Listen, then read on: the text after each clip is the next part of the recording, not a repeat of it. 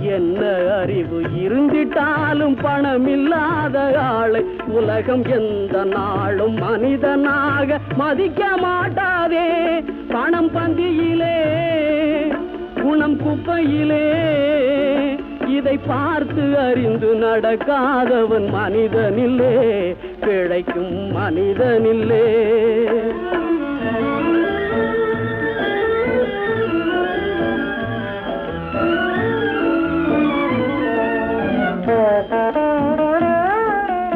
ஆளையாளு புகழ்வதெல்லாம் பணத்துக்காகத்தான். பணம் அகன்று விட்டால் புகழ்ந்த கூட்டம் இகழும் உண்மைத்தான்.